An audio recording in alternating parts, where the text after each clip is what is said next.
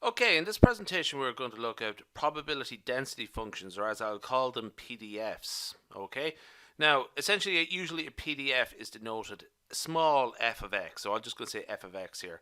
Verify whether f of x as defined below, which is this expression here, okay, is a valid probability density function. Okay, so that's the question we're asked. Is this here a properly defined probability density function PDF? And in particular, do those limits, are those correct limits correct? Those between x between 2 and 4. If yes, what we're asked to do is calculate the probability of x being between 2 and 3. So this is essentially solved using definite integrals. Okay, so this is our expression here. Okay, now really the bit we're looking at is this bit here. So we're going to use this to express or to devise a definite integral to calculate the probability. If that probability is equal to 1, exactly 1, that means that this is a proper PDF. If it's not, if it's less than 1, if it's greater than 1, that means it's not a valid PDF as expressed here. There's probably some alterations needed. For example, just change those values there. But that's not what we're going to do. Is this equal to 1 for that range of values? Okay, so we note that f of x is greater than 0 for all values of x. Okay, that's just a sort of something to just specify, double check. I'm not going to get into that right now. I'll come back to that one another time.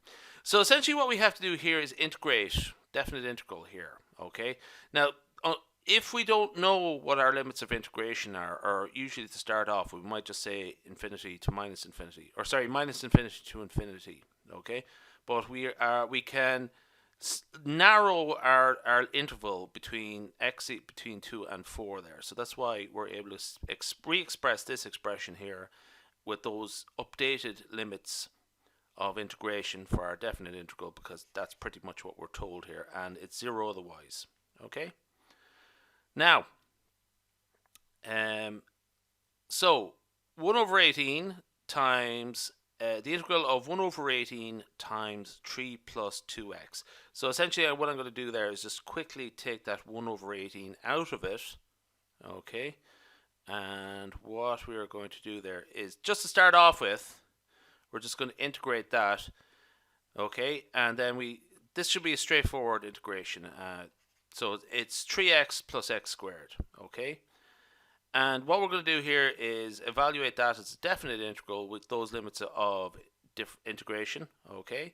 So for x equal to 4, 3x plus x squared is equal to 12 plus 16, which is equal to 28. For x equal to 2, that we get 6 plus 4, okay, which is 10. 28 minus 10 is equal to 18, okay?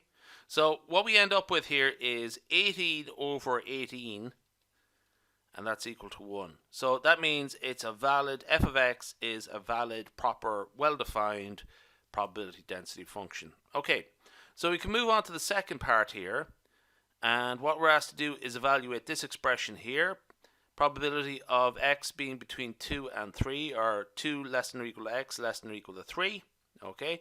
Now, essentially what we do here is use a definite integral again, okay?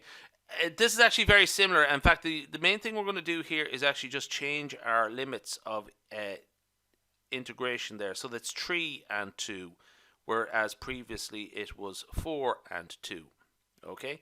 So something very similar again, okay? And we can knock that out there. That's just a sort of little mistake. So 3x plus x squared is our integral. Okay, and we're going to evaluate it between 3 and 2. Okay, so 9 plus 9 is 18, and 2, when we x equal 2, this integral evaluates as 6 plus 4, just the same as it did previously. So what we have there is 18 minus 10, which is 8. Okay, sorry, little typo there, and it is 8. So 8 over 18, which is 4 over 9. Okay, so that's it.